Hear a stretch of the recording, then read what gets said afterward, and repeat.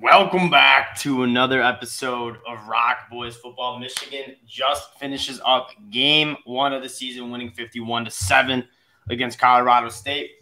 A lot of things to talk about. I think the quarterback competition has wrapped up. Before we get into it, though, just wanted to say thank you guys for all the support you guys have shown the channel. If you guys do like the content, consider subscribing, especially you Michigan fans. You guys have been absolutely awesome with the support. Dill, I'm going to kick it to you. Probably got to start with the quarterback spot. What do you think? Yeah, it's hard to imagine that this really drags on much longer. I mean, it's just you saw the same things with Cade. We didn't finish any drives in the red zone, throwing away a lot of balls, made no plays, and he wasn't hitting the passes he should have been hitting on the short run. So my biggest thing with Cade today, and this wasn't Cade's best game, and I don't want this to sound like a trash on Cade kind of video, but it was JJ's the playmaker. He has the better arm. He's the better athlete. And he also was making those throws, like those 5-yard outs to AJ Henning right on his shoulders. Cade was missing a lot of those throws. And I think you just see how much more explosive this offense can be with JJ, and just how high the ceiling is with JJ at the helm. Yeah, and there's no room for error for Cade, and yeah, that's kind of the facts, because he doesn't have the same talent level, and there were some errors, frankly, and it just felt like I felt like when they pulled him and didn't put him back in, it kind of felt like that wasn't a great sign for him, but it did feel like kind of a change Michigan's going to probably end up going with JJ. I'm excited to see JJ work a whole game, because I think you give him 10 drives. I think this Michigan offense, it's just more fun to watch JJ McCarthy run the offense from a fan perspective, maybe not a coach perspective, but I'm a fan. I'm having more fun watching JJ. Though, outside of the quarterback spot, where I thought it was pretty clear that JJ was the better quarterback today, where else are you going? What was the most surprising aspect of this game here? I think the pleasant surprise for Michigan was the D-line. I think everyone had a little worry that we weren't going to rush the passer the same way. But we got it felt like 10 deep guys who can really get after pass rushers, both on the inside and outside. And I think we were dialing up the pressures when we needed to. It looked like Minter was pretty in control of that game. So just a really good effort by that front defensive front. This defensive line is going to look different than it did last year. Last year, we had about 4 guys with Hinton, Mozzie in the middle, Hutch and Ajabo on the outside. Jalen Harrell would come in, would be solid. But it was mainly run through Hutch and Ajabo. This year, I kind of echo what you're saying. This is a depth defensive line, which I don't always think is bad. When you are 260-plus pounds, in Mozzie Smith's case, 320 pounds, you want to have fresh bodies on the field. Michigan, I counted 12 before we got jumped on here. 12 players that I'm comfortable being out there, whether it's on the interior or on the outside, who can get after the passer. I mean, what do we have? 8 sacks this game? Extremely impressed with a plethora of guys up front. One of the more pleasant surprises, I thought, was Braden McGregor. He's a guy that was a high recruit. We didn't really see much of him early on in his career at Michigan. He looked like he was flashing a little athleticism and explosiveness off the edge.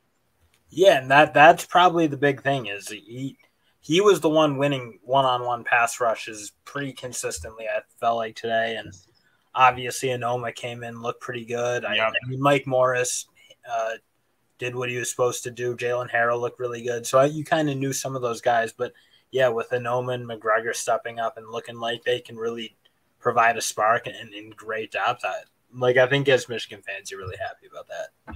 This is a less explosive of an edge group and a more heavy hands. You see a lot of guys who are 270-plus pounds, Mike Morris, Upshaw, even Derek Moore, the true freshman coming off the edge. They get right through tackles. They're not going to go around and try to kind of win the edge. Those pockets just collapse. And then you have dogs up there like Mozzie Smith on the inside. I like how the defensive line is turning out.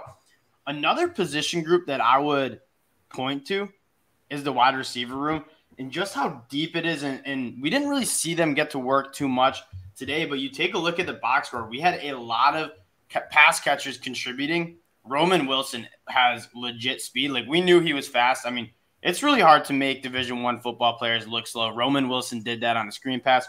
Cornelius Johnson getting involved. I mean, this is a laundry list of guys getting active out of the back or out on the edge at the wide receiver spot.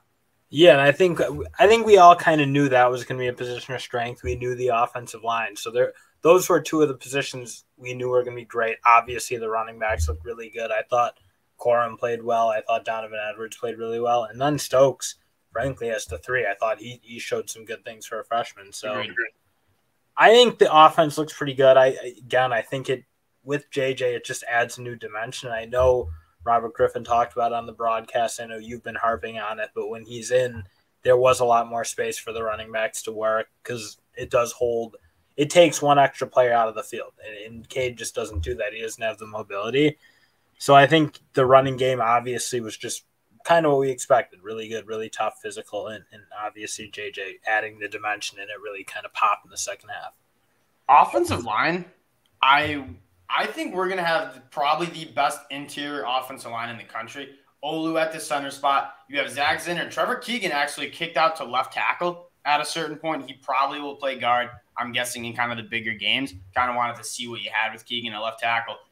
I mean, those guys are moving bodies, and we have some running backs. If you can open up a little bit of green grass, they're going to make some absolute plays, and we saw that today at Colorado State. Yeah, this is kind of what you wanted to see today, I think, for the most part. Just a really physically imposing game, I thought.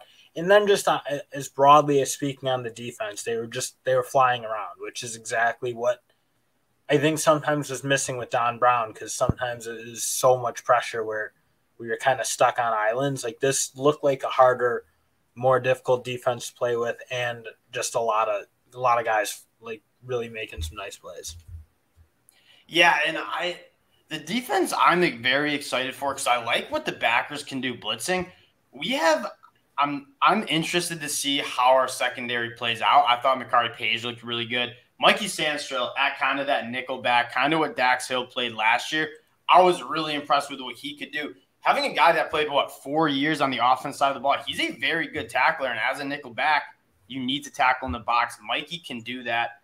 DJ Turner's going to be locked down. I mean, did he even throw his way at all? I don't think he got any action.